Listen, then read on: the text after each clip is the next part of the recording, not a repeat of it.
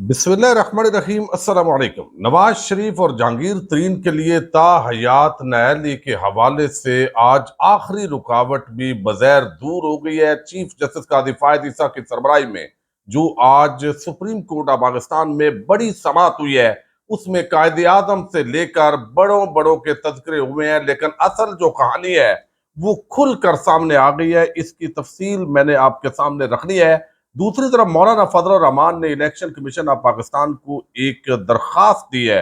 इस दरखास्त के अंदर किन खदशात का इज़हार किया और मौलाना इस वक्त इलेक्शन मुलतवी करवाने के लिए क्यों मुतहरक हैं, और आज एक हकूमती एजेंसी के डीजी साहब इलेक्शन कमीशन ऑफ पाकिस्तान पहुंचे और दूसरी तरफ वजारत दाखिला के अंदर भी सिक्योरिटी बड़ी हाई अलर्ट है। ये क्या मामला है, इस पर भी बात करेंगे। उम्मीद है आप समाप्त करेंगे और अपने कीमती फीडबैक से जरूर आगाह करेंगे।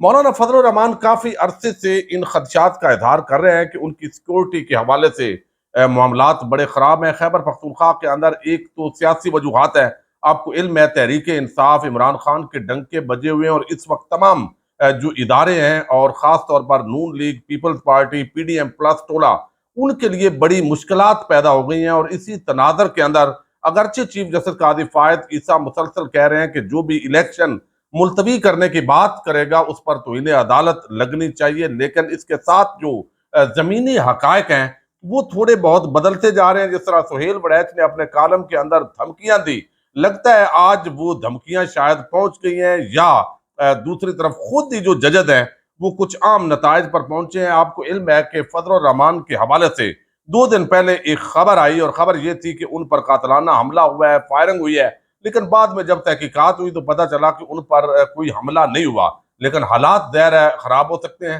वो दहशत गर्दों की हिट लिस्ट पर हैं। आज बाकायदा तौर पर अगरचे फजल रहमान मुसलसल इलेक्शन मुलतवी करने की बात कर रहे हैं, लेकिन आज एक दरखास्त भी इलेक्शन कमीशन ऑफ पाकिस्तान के अंदर जमा करवाई गई है, जिसके अंदर जो इलेक्शन कमीशन ऑफ पाकिस्तान में अमन व अमान की सूरत हाल को कायम करने की ये दरखास्त है। और मौक़िफ़ इख्तियार किया गया है कि आपने इलेक्शन का शेड्यूल का ऐलान किया है, जिसके तहत 8 फरवरी को पूरे मुल्क में इंतखाबात होने हैं। इस ज़िमन में गुजारिश है कि 2 दिन कबल डेरा इस्माइल खान में कायदे मिल्लत इस्लामिया मौलाना फजल रहमान मीर जमीयत उलमाए पाकिस्तान के स्क्वाड पर हमला किया गया और दोनों अतराफ से फायरिंग की गई है। इससे कबल हालांकि जो अब्दुल गफूर हैदरी हैं, हाफिज अहमदुल्ला और खार में जमीयत उलमा इस्लाम के प्रोग्रामों पर हमला हुआ है, जिसके नतीजे में सैकड़ों कारकुन शहीद हुए हैं। अब इसके अंदर उन्होंने कहा है कि फुल प्रूफ सिक्योरिटी का बंदोबस्त किया जाए। फजल रहमान इलेक्शन मुलतवी करने की बात कर चुके हैं, लेकिन ये जो 2 दिन पहले वाकया हुआ ये हमला नहीं था,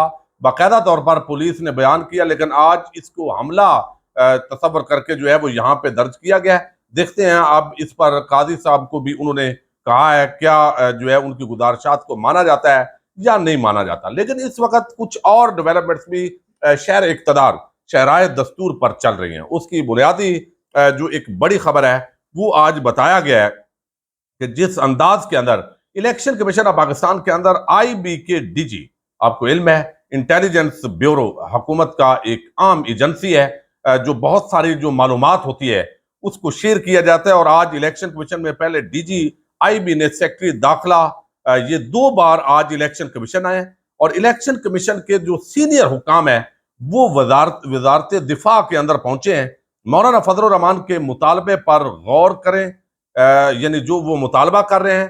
तो ये फ़हीम अख्तर साहब 92 न्यूज़ के रिपोर्टर हैं जो इलेक्शन कमीशन कवर करते हैं, उनके बकौल कोई बड़ी डेवलपमेंट हो सकती है। ज़ाहिर है एक मामला तो ये होता है कि जब इलेक्शन होना है तो अमन व अमान की जो मजमूई सूरत हाल है वो इन तमाम इदारों ने मिल बैठ के देखनी है। उसके अंदर फौज भी होगी, इंटेलिजेंस एजेंसीज भी होंगी, इलेक्शन कमीशन ऑफ पाकिस्तान होगा, निगरान हुकूमत होगी। एक तो ये चीज भी चल सकती है, लेकिन इसके साथ ही 2 बार इलेक्शन कमीशन ऑफ पाकिस्तान में इंटेलिजेंस ब्यूरो के चीफ का आना ये एक गैर मामूली डेवलपमेंट के तौर पर लिया जा रहा है। और दूसरी तरफ वजारत जो दाखिला है उसके दफ्तर के सामने रेंजर पुलिस की जो सिक्योरिटी है वो हाई अलर्ट की गई है। और इसकी जो बुनियादी वजह बताई जा रही है, अभी तक मुमकिन है जब वीडियो पब्लिक हो तो उस वक्त जो है वो साबक DG ISI general Faiz Hamid जो है वो वहां पर कमीशन जो कमीशन है फैजाबाद धरना केस का, उसके अंदर वो पेश हो रहे हैं और वो अपना जो बयान है वो उसके अंदर रिकॉर्ड करवाएंगे। मुमकिन तौर पर इस वजह से ये जो सिक्योरिटी है یہ ہائی الرٹ کی گئی ہے۔ لیکن جو اصل آج سب سے بڑا معاملہ ہے، یعنی ایک مقدمے کے اندر آج قاضی صاحب نے کہا کہ جو پارلیمنٹ قانون سازی کر دیتی ہے ہم اس کے اندر رکھنا نہیں ڈال سکتے، اور نہ ہی ہم پارلیمنٹ کو یہ حکم دے سکتے ہیں کہ آپ اس پر قانون سازی کریں۔ لیکن جو آرٹیکل 62(1)(f) ہے، جس کے تحت نواز شریف اور جہانگیر ترین کو سزا دی گئی، اور یہ تا حیات نیالی بعد میں سپریم کورٹ آف پاکستان کے اندر جب اس کی مدت کا تعین جو آئین کے اندر نہیں تھا اور اس کی تشریح کی گئی، وہاں پر یہ طے کیا گیا کہ اگر 2/3 اکثریت یہ جو ہے وہ یہاں پہ ہو اور آئین کے اندر ترمیم کر لی جائے، تو پھر اس وجہ سے آئین کی ترمیم کے بغیر یہ معاملات درست نہیں ہو سکتے۔ لیکن اب 7 رکنی ایک بینچ، لارجر بینچ بنایا گیا قاضی فائد عیسیٰ کی سربراہی کے اندر، جو نواز شریف کی اس وقت تا حیات نیالی کے اندر آخری رکاوٹ ہے، وہ بھی اب دور ہو رہی ہے۔ یعنی آپ اندازہ کیجئے کہ اس ملک کے تمام ادارے، اس ملک کی تمام شخصیات وہ ایک ایسے شخص کی خدمت پر بظاہر لگی ہوئی ہیں، حالانکہ یہ اگر پبلک ڈیمانڈ کا کوئی معاملہ ہوتا تو روٹین کے مطابق سن لیا جاتا، لیکن ایسا نہیں ہوا، بلکہ اس کو ایسے ٹریٹ کیا گیا کہ نواز شریف جو ایک سپر لاڈلے کے روپ کے اندر پاکستانیوں کے سامنے آیا ہے، تو وہ کسی طریقے سے اس کو ہم نے ہر صورت وزیر اعظم بنانا ہے، اور جس کا جو حصہ ہے، جو کردار ہے، وہ ادا کر رہا ہے۔ اب یہ آرٹیکل 62(1)(f) کے تحت سیاستدانوں کی تا حیات نیالی کا جو معاملہ ہے، اس کے اندر جو سماعت ہوئی ہے، منگل کو چیف جسٹس قاضی فائد عیسیٰ کی سربراہی میں اس بینچ کے اندر جسٹس منصور علی شاہ ہیں، جسٹس یحییٰ فریدی ہیں، جسٹس امین الدین خان ہیں، جسٹس جمال مدوخیل، جسٹس محمد علی مدر اور جسٹس مسرت ہلالی۔ اب یہ 7 رکنی قاضی صاحب کی سربراہی میں جو بینچ ہے، مخدوم علی خان انہوں نے کہا کہ یہ کب یعنی شک شامل کی گئی، تو بتایا گیا یہ جنرل ضیاء الحق کے زمانے میں ہوا۔ پہلے جو ہے وہ جہانگیر ترین کی وکالت کر رہے تھے، تو پہلے آئین کے اندر 1973 کے آئین کے اندر یہ سیکشن نہیں ہے۔ اب آرٹیکل 62(1) بتاتا ہے کہ آپ کا اچھا کریکٹر ہونا چاہیے، بندے کو صادق اور امین ہونا چاہیے، اور وہ جھوٹا بندہ نہیں ہونا چاہیے، تو پھر وہ رکن اسمبلی بن سکتا ہے۔ تو اب یہ کہتے ہیں کہ چونکہ صادق اور امین تو صرف حضور نبی اکرم صلی اللہ علیہ وسلم کی ذات ہے، تو اب کوئی ہو ہی نہیں سکتا۔ اور آج قاضی صاحب نے کہا کہ اگر قائد اعظم محمد علی جناح بھی آ جائیں تو ان شکوں کے تحت شاید وہ بھی الیکشن نہ لڑ سکے۔ یہ بات کسی حد تک درست بھی ہے، لیکن بات یہ ہے کہ پھر آپ احتساب کیسے کریں گے، پھر لوگوں کی سکروٹنی کیسے کریں گے، اور پھر اس سارے معاملے کے اندر جب ایک جگہ آپ کہہ رہے ہیں کہ آئین کے اندر جو ترمیم ہے یا وہ معاملہ آلریڈی پہلے جا چکا ہے، تو آپ انتظار کر لیتے، آپ کو اتنی جلدی کیا ہے؟ لیکن چونکہ سپر لاڈلے کے لیے ہم نے خدمات سر انجام دینی ہے، تو عدالت عظمیٰ نے ویڈیو لنک پر وکلاء کو دلائل سے رکھتے ہوئے کہا ہے کہ آپ اس کیس میں سنجیدہ ہیں تو اسلام آباد آئیں، ہم آج اس کیس کی سماعت ملتوی کر رہے ہیں۔ اب یہ بتایا گیا جی قاضی صاحب کی طرف سے، ایک تو قاضی صاحب کا یہ معاملہ ہے کہ وہ 2-3 منٹ سے زیادہ خاموش نہیں رہ سکتے۔ جب بھی سماعت ہوتی ہے تو کوئی بھی وکیل ہو، وکیل کی پگڑی اچھالنی ہو، تحریک انصاف کو رگڑنا ہو، جس چیز کا تعلق تحریک انصاف سے ہے یا عمران خان کی کوئی حامی ہے، یعنی وہ ان کو اس پہ طنز بھی وہ کرتے ہیں، ساری چیزیں کر رہے ہیں۔ اور آج لوگوں کے اندر بڑا غصہ ہے جب عمران ریاض کے حوالے سے انہوں نے کہا کہ وہ کون ہے، یعنی ایک بندہ 4 مہینے تک لاپتہ رہا، پورے ملک کے اندر جس طرح ایک انارکی کا ماحول ہے، پولیس اغوا گار کے روپ کے اندر جس طرح لوگوں کو اغوا کر رہی ہے، وہ آپ کو باقی اخبار کے تراشے بھی نظر آ جاتے ہیں، ویڈیوز بھی نظر آ رہی ہیں، لیکن یہ چیز آپ کو نظر ہی نہیں آتی کہ ملک کے اندر کیا ہو رہا ہے۔ اور الیکشن شاید قاضی صاحب کے لیے عام نہیں ہے، فری اینڈ فیئر الیکشن، بلکہ الیکشن جیسے بھی ہوں ہو جانے چاہیے۔ آج انہیں عارض جو جس طرح عارض نے کردار ادا کیا ہے اس کو بھی ڈیفینڈ کیا ہے۔ تو اب قاضی صاحب نے کہا ہے کہ موجودہ کیس سے یہ تاثر نہ لیا جائے کہ عدالت کسی مخصوص جماعت کی حمایت کر رہی ہے، ایک آئینی مسئلہ ہے جس کو ایک بار حل کرنے جا رہے ہیں۔